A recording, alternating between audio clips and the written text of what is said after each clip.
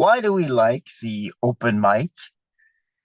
In Paris, I had heard there's a great gathering place where I could go and perform, find friends, and get inspired. And so I went to weekly meetings at the other writers group in a place called Shakespeare and Company. It's an Anglophone bookstore in Paris on the left bank. And I was handed a slip of paper, a kind of literary fortune cookie, and it said spoken word Paris plus an address and a time of the open mic. Now, I'd gone to a couple such events in Boston and in New York at the famous New Eurekan Poets Cafe, where the Poetry Slam was born. And anyhow, I've always adored performing. I was in the drama club in high school. I've acted in TV, film, and theater. And I once said to myself, I was born on stage. This may or may not be true. A doctor can't prove it, but the tasty notion of joining up with fellow writers to share our work with each other sounded sublime. And as I'd heard once in a poetry workshop, the sublime is what blows your mind.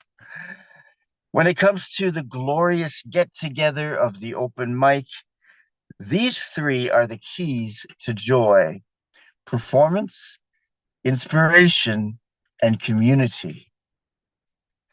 Let's start with performance. That whole sense of, wow, I can go to a show and perform in it too.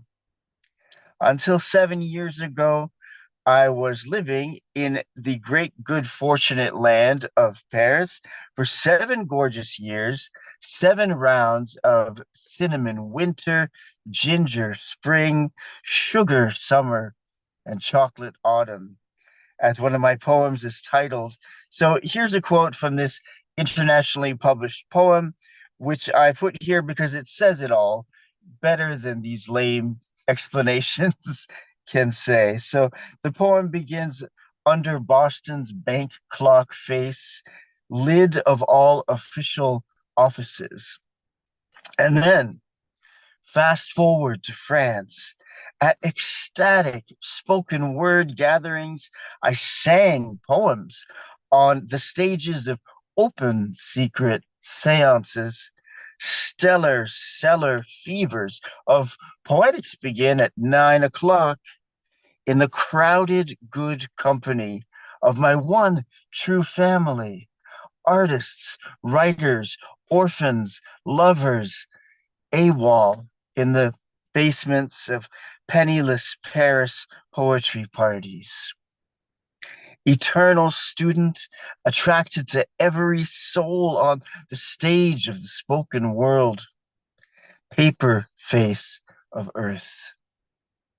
Brothers, sisters, children of in the beginning was the word.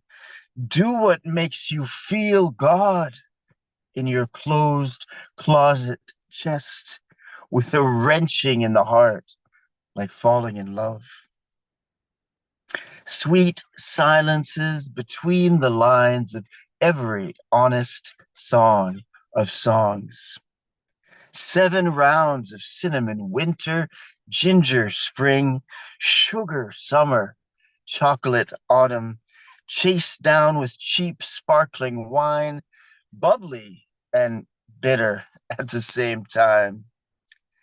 Sons and daughters of days with flavor.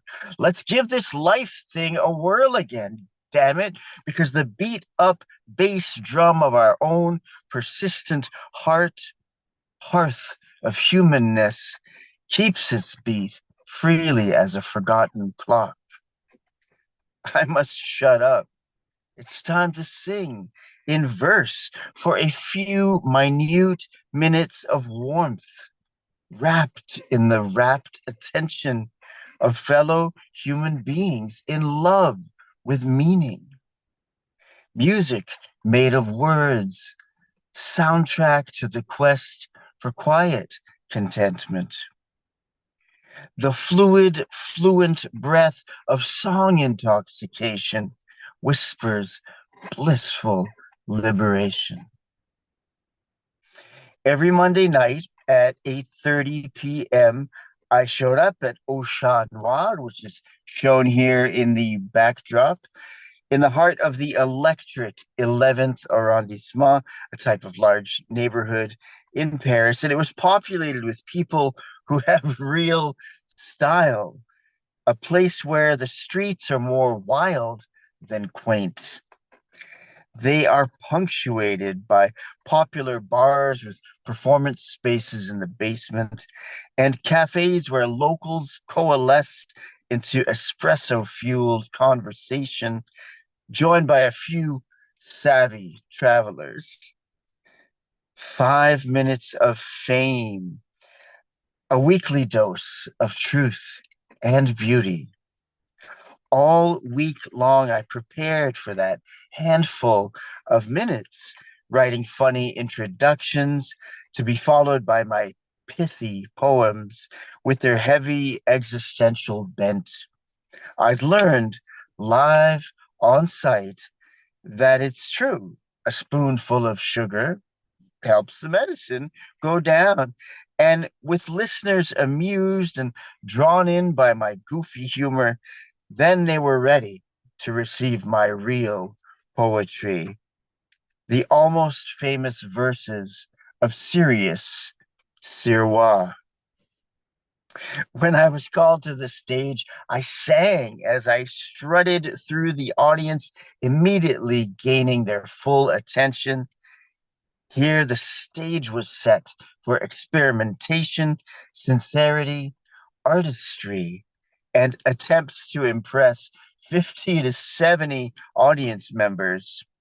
I was writing copiously and performing fearlessly, and I took the liberty of combining comedy and theater with poetry on stage. I felt truly alive. There was room for everybody, and that's with a Buddy. There was room for everybody to perform if they came early to sign up. And many come to these open mics because they want to perform, not just listen. It was a poetic theater in the round, surrounded by other writers and literature lovers on three sides. And as I once heard in a dream, the show must go on without a curtain. Now let's talk about inspiration. When I watch my peers perform, it's a transmission of positive, creative energy, I might say to myself. And as Johnny Cougar almost sang, some people are so damn good. You can love them, you can trust them. No poem goes unnoticed. So I was surrounded by others who are actually like me, artists who have their own flair, cool hair covering brilliant minds. I only fit in with the oddballs. So it was exciting, inspiring, and uplifting to be a spectator as well as one of the performers. And many of us were inspired by the same poets. The founder of Spoken Word Paris, David Barnes, it was the first Anglophone open mic in Paris, is a brilliant poet, also born in 1971, like myself. And we shared the same taste for Rimbaud, Ginsberg, Ferlinghetti, Whitman, Pablo Neruda. I felt electrified with fresh inspiration on a weekly installment plan. Now let's discuss community, shall we? We shall. So I could say, finally, I'm surrounded by birds of a feather flocking together. Happily, I'd been drawn into a creative beehive of like minded people. And as William Butler Yeats wrote, there are no strangers here, only friends you haven't met yet. And as I heard once in a dream, I just reached 400 pages of lines and micropoems from dreams.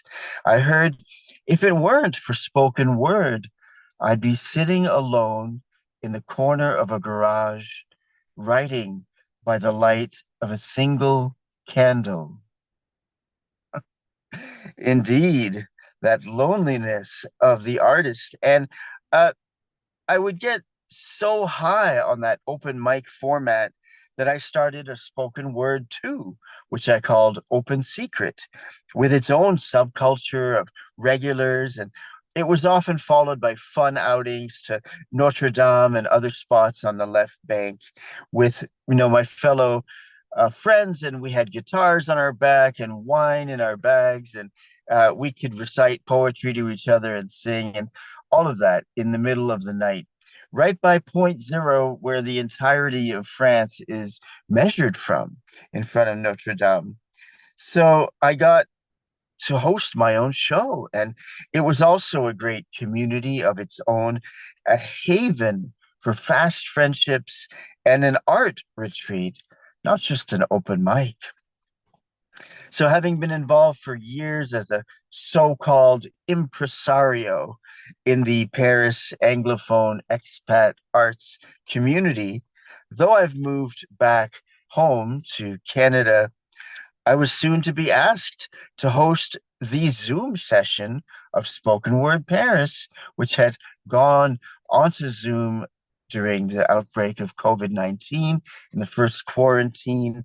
And so the founder, my close friend and mentor, David Barnes, even before the open mic returned to having live in-person events, asked me to host these weekly shows. And now it's been 4+ years of hosting a stellar, spectacular group of poets, hosting with humor, warmth, and encouragement, especially encouragement. I like to really listen and give true, sincere comments and compliment on what I find best. So, in conclusion, I'd like to share some thoughts that I often had about the open mic format. Performance. This is an opportunity to share what I am passionate about, my art. I am filled with good vibrations when I get to share who I really am and what I love to do. I can show off my talents. I proudly present my latest masterpiece. On the theme of inspiration, what an amazing idea. I never saw things that way before. I really admire that person and their creation. I have a new sense of what is possible to say with a work of art, with a live performance. Thanks for sharing that with me. It was so moving. Now let's switch to community. These are things I have thought often. Here, great minds gather to share and to learn from each other. Wow, there are actually people who think like me. I have the opportunity to come to this friendly happening every week. I went every week like church for 6 years, and I finally felt like I belong. So, from all the exposure I got to have through Spoken Word Paris and my Zoom version, Spoken World Online, plus a lot of steady effort and a lot of rejection, I've now been published in 27 countries in 13 languages. And maybe more importantly, I feel completely accepted and connected to a huge global poetry community where I can sing my own song and lead the most satisfying creative life that I can. So, once again, as I heard in a dream, you know what happens here? You write, sing, laugh, roar, and improve your work day by day. Such is the greatness of the open mic. Thank you.